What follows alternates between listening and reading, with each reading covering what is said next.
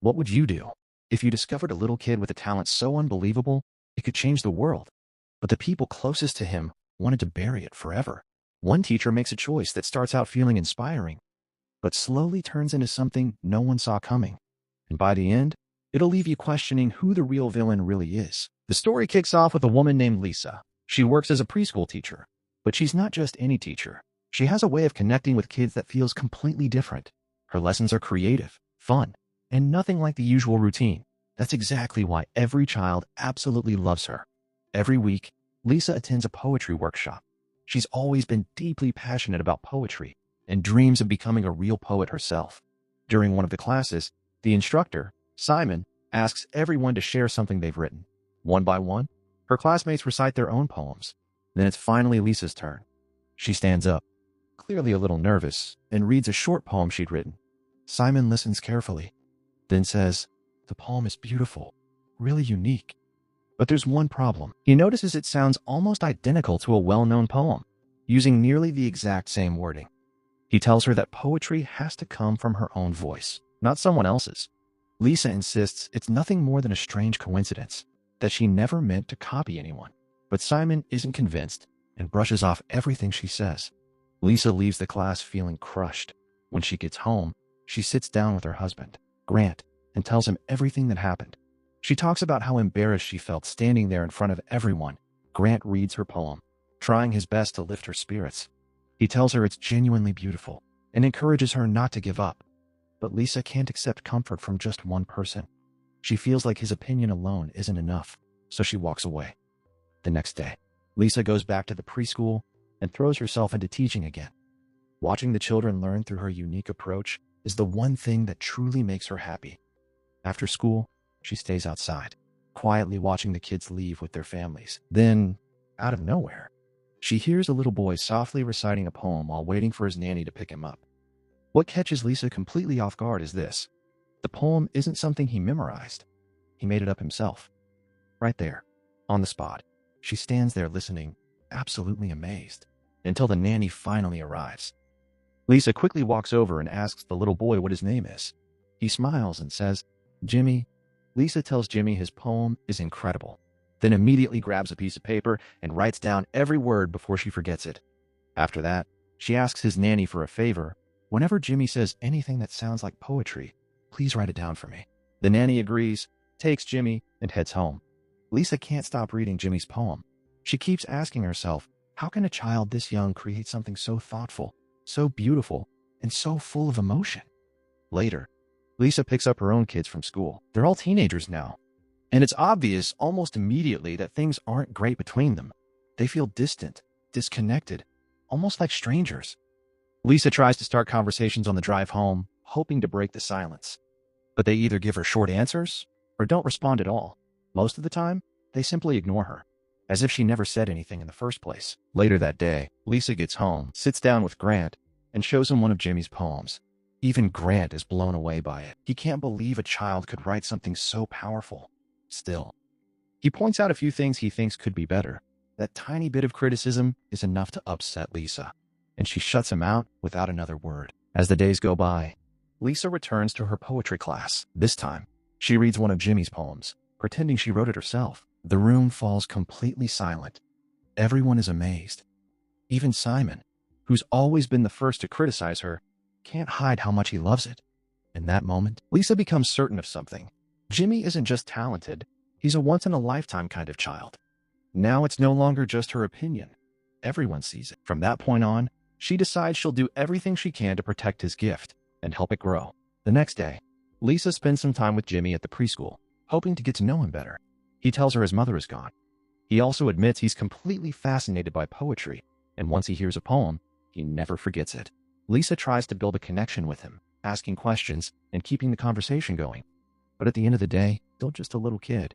All he really wants is to run off and play, not sit around talking. When school is over, Jimmy's nanny comes to pick him up.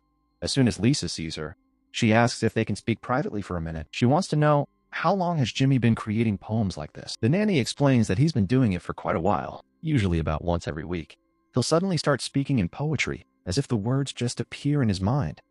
The sad part is, nobody really pays attention. Jimmy's father is always busy and barely spends any time with him. As for his mother, she and his father are separated, and she never comes to see him. That's when Lisa realizes why Jimmy told her his mother was dead. To him, someone who never comes back might as well be gone forever.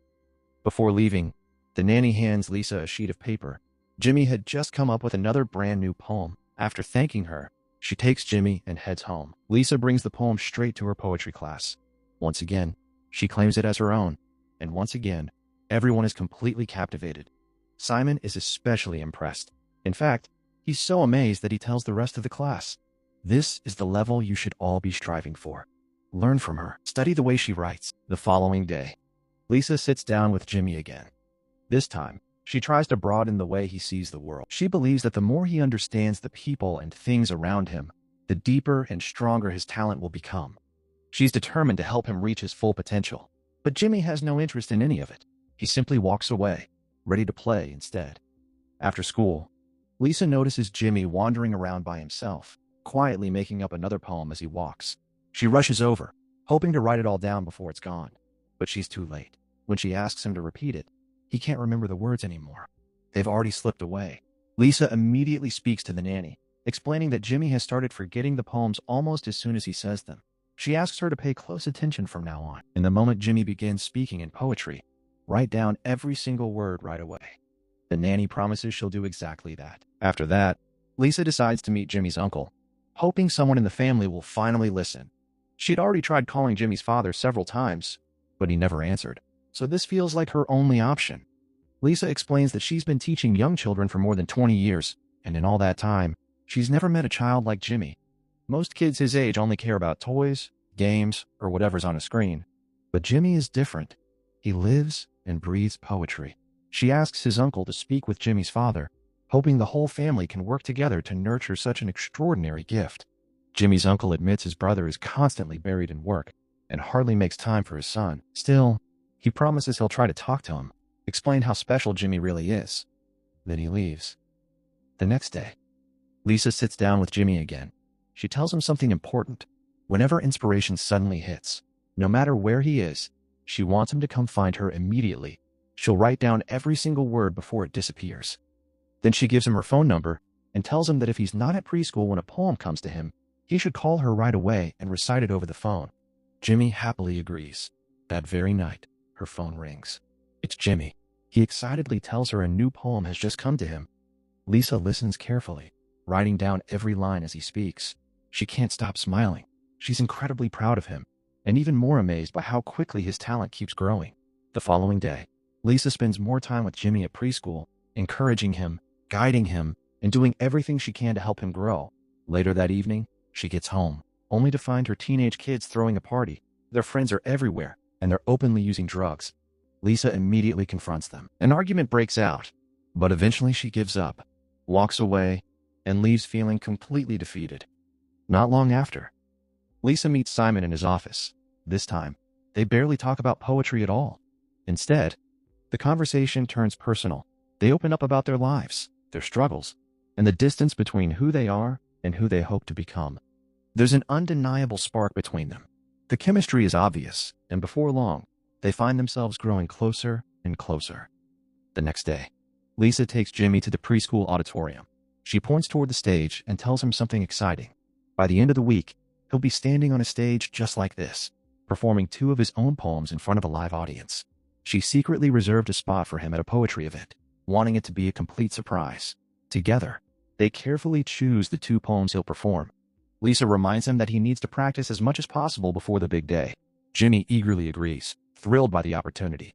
That night, Lisa finally goes to Jimmy's father's workplace. Since he still refuses to answer her calls, and his brother never managed to speak with him, she decides to confront him face to face. She explains just how remarkable Jimmy's talent really is. She tells him that with the right guidance, encouragement, and support, his son could have an incredible future. Someone with a gift like Jimmy's shouldn't be ignored. But Jimmy's father isn't moved at all. He tells Lisa he already knows exactly how talented his son is. The problem is, he doesn't see any value in it. Poetry doesn't pay the bills. In his eyes, the smartest future for Jimmy is joining the family business, not wasting his life writing poems. He insists that giving his son financial security, a stable career, and a comfortable life is the greatest favor he could ever do for him. As far as he's concerned, Jimmy's talent means nothing compared to a guaranteed paycheck. Jimmy's father tells Lisa to put the whole thing behind her. If she truly cares about Jimmy, she'll stop filling his head with dreams that will never lead anywhere. Lisa agrees. She tells him she'll let it go. She'll even stay away from Jimmy. But before leaving, she asks for one thing. She wants to become Jimmy's nanny. She claims the current nanny isn't giving him the attention he deserves and says she can take much better care of him. After thinking it over, Jimmy's father agrees. From that point on, Lisa spends even more time with Jimmy, far beyond the hours they already share at preschool.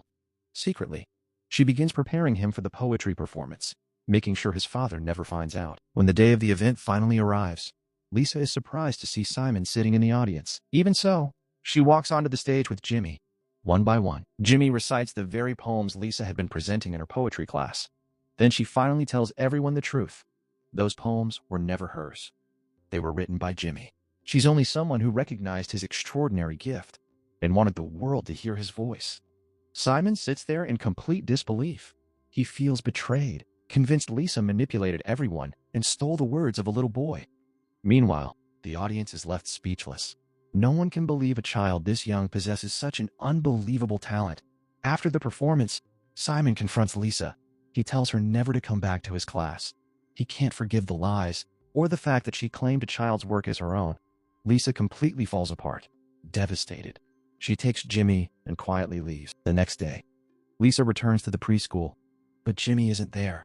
Worried, she calls his phone, only to have his father answer. Furious, he reminds her he'd warned her over and over to stay away from his son, yet she still put Jimmy on a stage, making his passion even harder to forget.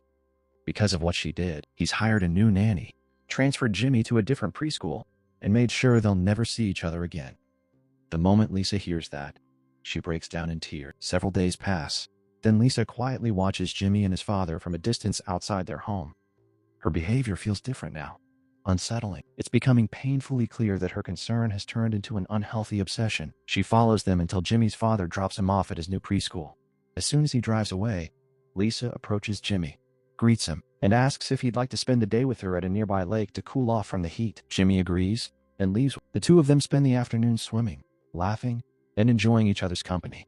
Lisa seems happier than she's been in a very long time. While they're still in the water, Jimmy suddenly says another poem is coming to him. Lisa immediately grabs something to write with, carefully capturing every word, thrilled all over again by his incredible gift. Afterward, they check into a hotel to rest. That's when Lisa reveals her plan. Tomorrow, they'll fly to Canada. They'll stay there together while Jimmy writes more and more poems. She'll collect every one of them into a book, publish it, and make sure the whole world knows his name. At first, Jimmy seems genuinely excited, but the moment Lisa steps into the bathroom, he quietly locks the door behind her. Then he calls the police, telling them he's been kidnapped. The only problem is, he has no idea where the hotel is. Lisa hears every word through the bathroom door. Crying, she tells Jimmy that without someone protecting his talent, it'll disappear forever. No one will ever listen to his poems. No one will ever care. Then, through tears, she promises she won't force him to do anything. Finally, she tells him the hotel's address so he can give it to the police. The dispatcher tells Jimmy to stay exactly where he is. Officers are already on their way. Lisa asks Jimmy to unlock the bathroom door, just so she can get dressed before the police arrive. Jimmy opens the door, deeply shaken. He gently takes her hand, trying to comfort her, and stays by her side until the officers arrive. In the final moments, the police take Jimmy away after arresting Lisa for kidnapping.